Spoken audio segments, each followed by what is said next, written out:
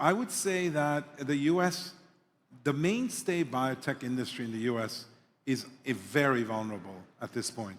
Bart, what's your take on, right now there's a lot of talk in the US about the output China is producing in biotech. I mean, we heard some numbers about 40% of the INDs are from China or something pretty high. Why are they able to do so well?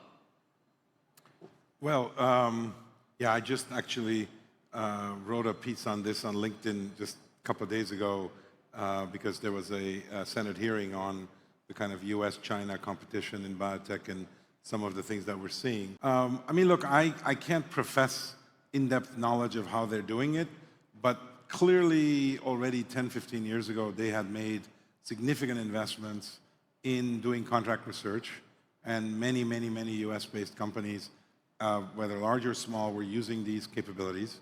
In the genomics field, they developed some of the leading sequencing capabilities. I think what they've been very good at is scaling up known things and really very rapidly optimizing and improving.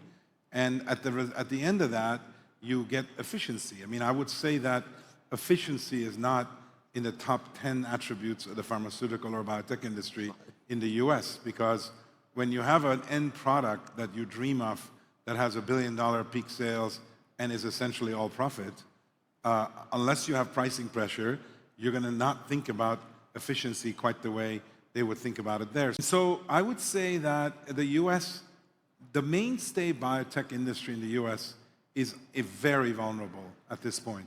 I say mainstay because we've chosen for many years, my firm Flagship, not to compete in that area, which is single asset, try to make a better drug than a pharma company.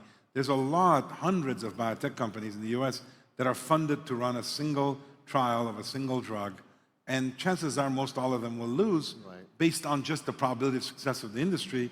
Now, the ones that succeed will have 10 Chinese competitors in the same exact space. So it's a really challenged, in my view, investment thesis.